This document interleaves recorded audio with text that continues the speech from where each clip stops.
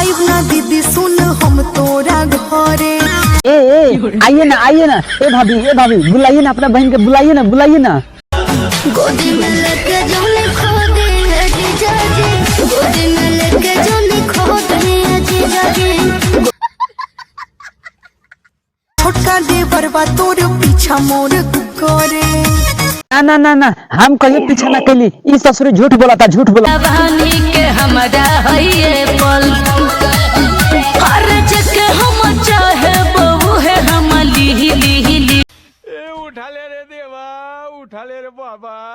रातियों में जागल रहे तनिको नाही सोवेला।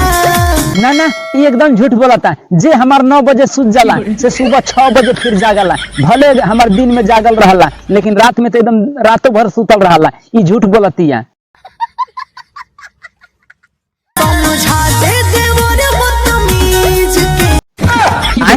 बदतमीज कहता। देखा भाभी अपन तो बहन के समझा दा, ये ठीक नहीं थे। बदतमीज कहता।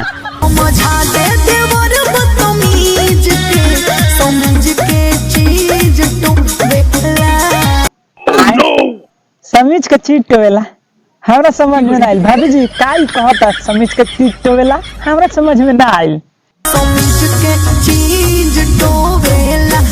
अच्छा समीज के चीज टोवेला थोड़ा हमरे बुझाइल कुछ।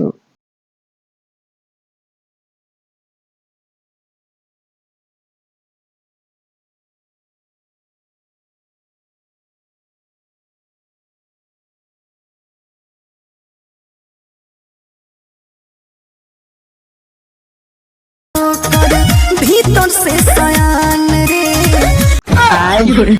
तो हनियो बताओ भाई लोग, जब नान्हे रही उमरिया तब भीतर के समन बढ़न हो जाए। देखा ये गलती कहता ना। हम जेने जाई हमर रखला ध्यान रे। अब तो हनियो बताओ लोगन कि कहीं अगर चीनी धरबा तो चीनिया के तो ध्यान देवे के पड़ी ना कि कहीं चुटी न लग जाए।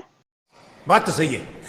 तो दोस्तों ये आप लोग के मनोरंजन के लिए किए ना, तो दिल पर लीजिएगा ये वीडियो को देख करके और लाड़ा लहसुन समझ के भूल जाइएगा। और फिर मिलते हैं नेक्स्ट वीडियो में। तब तक जय हिंद।